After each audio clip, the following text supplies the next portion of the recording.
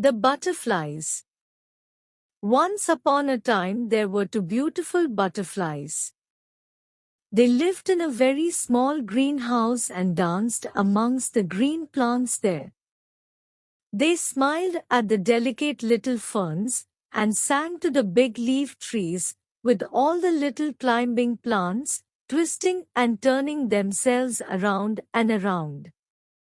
They loved the little star flowers that peeped from within the leaves. The little butterflies were happy. For a long time, the little butterflies were so busy, growing and dancing and singing, that they did not notice what was on the other side of the glass. Then one day, they happened to be sitting quietly on a leaf, when they suddenly saw out of the window a beautiful garden, full of flowers of every color. Above it shone the sun in a brilliant blue sky, where birds swooped and sang with joyful cries. The little butterflies nudged each other and gazed with delight at the garden. Their eyes fell at last on a tall rose bush, with deep red roses standing tall on long stems, and all about them were planted graceful white lilies, which swayed gently in the breeze.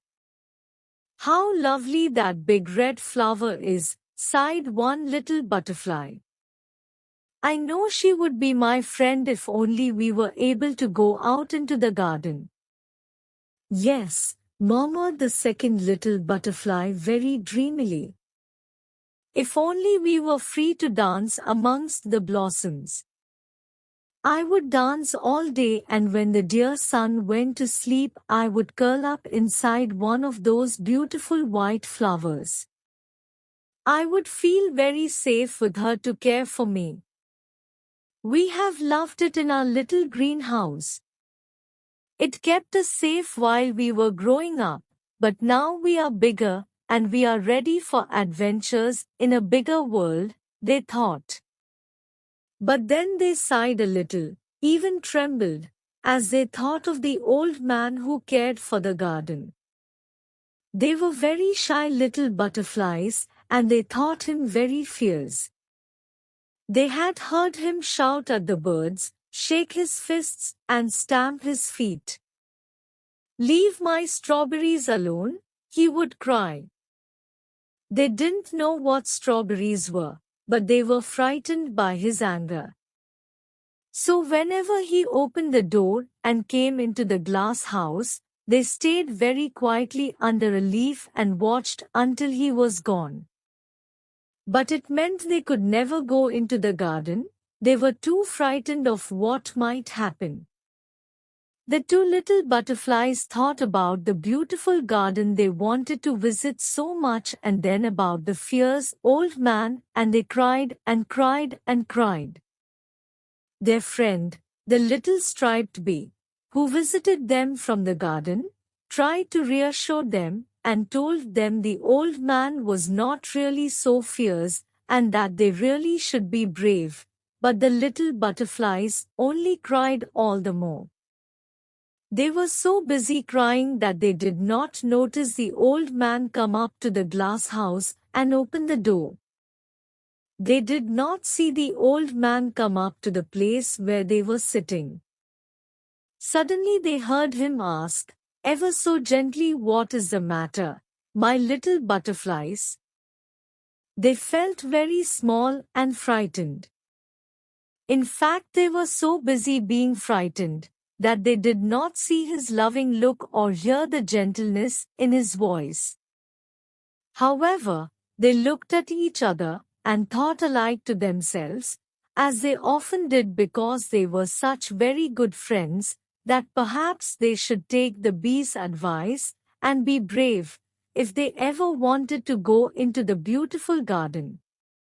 So one little butterfly took a deep breath, stood up very tall, and answered the old man, "We were born in your glass house, and we have been very happy here. But now that we are bigger, we want to go out into the garden. Please."